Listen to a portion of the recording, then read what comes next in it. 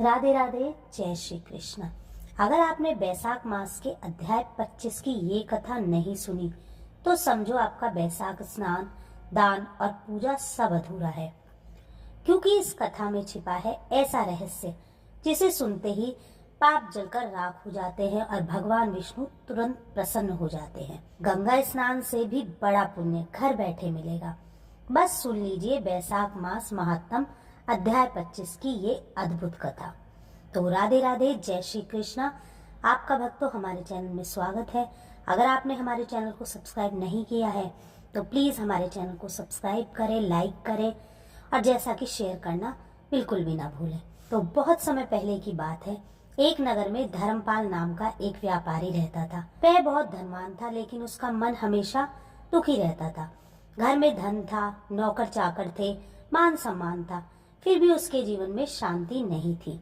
उसकी पत्नी ने कहा, स्वामी आपने बहुत धन कमाया पर कभी भगवान का भजन नहीं किया, ना दान किया, ना बैसाख स्नान, ना कथा सुनी। इसी कारण आपके जीवन में सुख नहीं टिकता। एक दिन नगर में एक तेजस्वी संत आए। धर्मपाल उनके चरणों में गिर पड़ा और बोला, हे गुरुदेव, मुझे सुख शांति कैसे मिले? संत मुस्कुराए और बोले, हे पुत्र, बैसाख मास चल रहा है। इस मास में जो प्रातःकाल स्नान करता है, भगवान विष्णु का नाम लेता है, दान करता है और बैसाख मास महात्म की कथा सुनता है, उसके जन्म जन्मांतर के पाप नष्ट हो जाते हैं। धर्मपाल ने उसी दिन संकल्प लिया।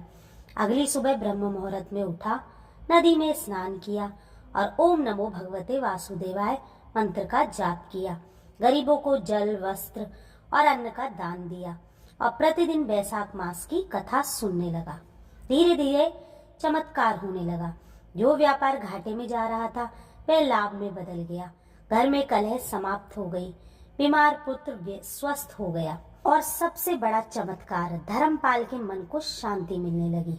एक रात भगवान विष्णु ने स्वप्न में दर्शन दिए और बोले, हे धर्मपाल, तुमने बैसाख मास का व्रत, स्नान, दान और कथा कही। मैं तुमसे प्रसन्न हूँ।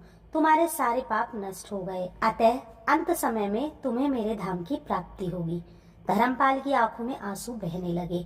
उसने कहा, प्रभु मुझे अपने चरणों में स्थान देना। और कहते हैं, जिसने भी श्रद्धा से अध्याय 25 की इस कथा को सुना, उसके घर में सुख, शांति, धन और भगवान विष्णु की कृपा बनी रही। बैसाख मास के अध्याय 25 का अद्भुत है महत्व। पापों का नाश होता है, धन धान्य की वृद्धि होती है, रोग दूर होते हैं, घर में सुख शांति आती है, भगवान विष्णु प्रसन्न होकर मनोकामना पूर्ण करते हैं। अगर आप भी चाहते हैं भगवान विष्णु की कृपा तो कमेंट में जय श्री हरि जरूर लिखें। तो राधे राधे, जय श्री कृष्ण।